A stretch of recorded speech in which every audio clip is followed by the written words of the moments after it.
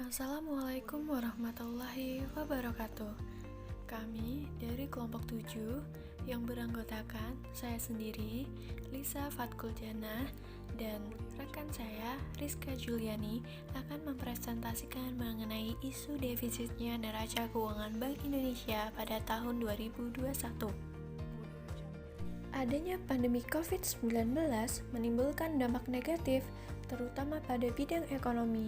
Hal tersebut berdampak pada penurunan ekonomi, karena untuk melawan virus COVID-19, pemerintah mengeluarkan kebijakan social distancing guna membatasi aktivitas ekonomi.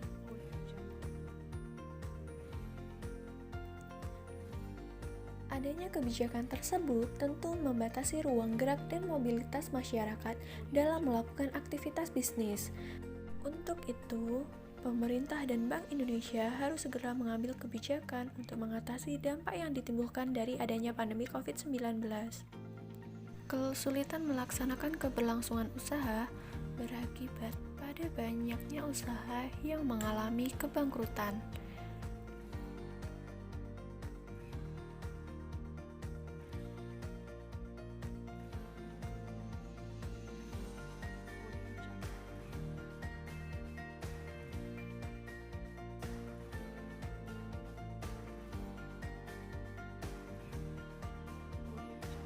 Kemudian, kepercayaan investor dalam melakukan investasi juga mengalami penurunan.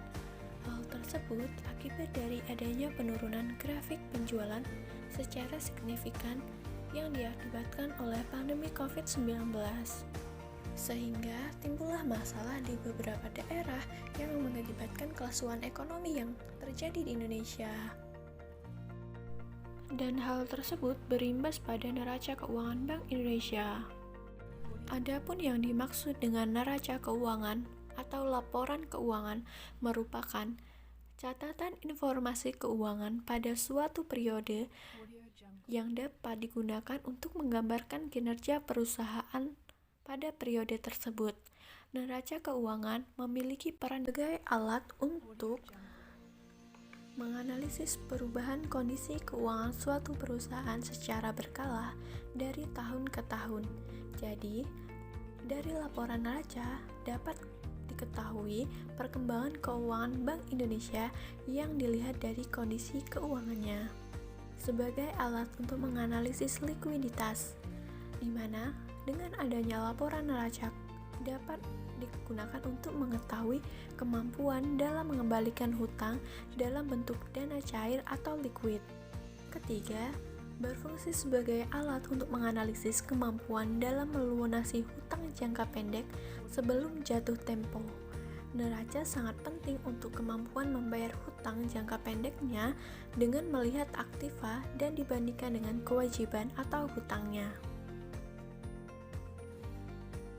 Pada tahun 2021, neraca keuangan Bank Indonesia diprediksi mengalami defisit sebesar 21 triliun rupiah.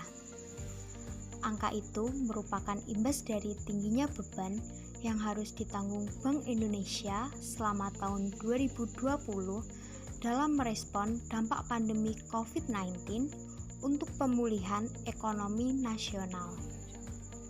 Menurut Gubernur Bank Indonesia, Peri Warjio, angka defisit pada tahun 2021 tergolong sudah membaik.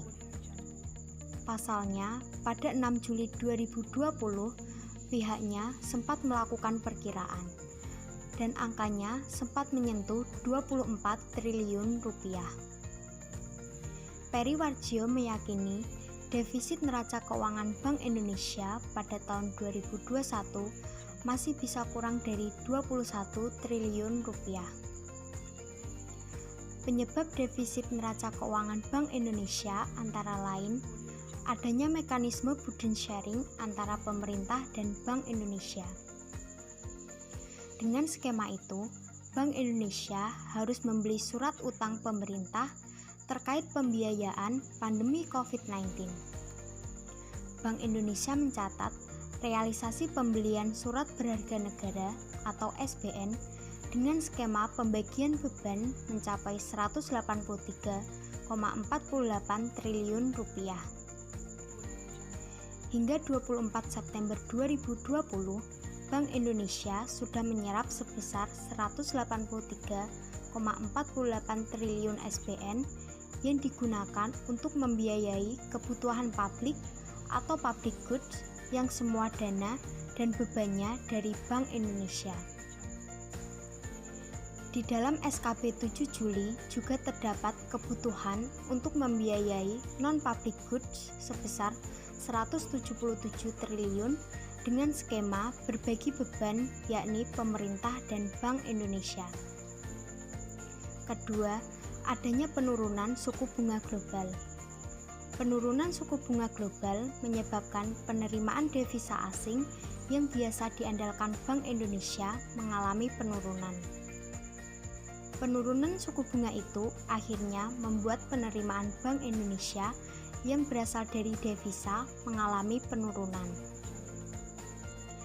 Adanya defisit neraca keuangan Bank Indonesia dapat mengganggu kredibilitas otoritas moneter secara otomatis.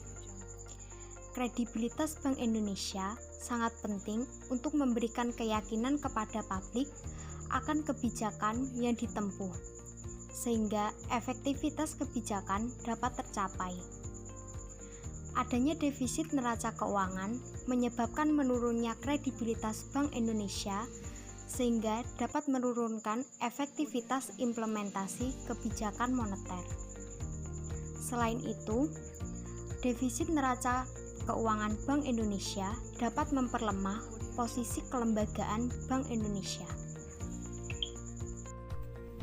Selanjutnya, adapun kebijakan yang diambil pemerintah untuk mengatasi defisit tersebut. Yang pertama, efisiensi operasi moneter.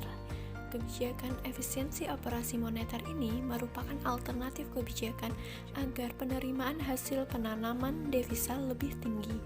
Pemerintah melakukan upaya untuk menggenjot ekspor dan mengendalikan current account deficit sebagai upaya untuk meningkatkan devisa.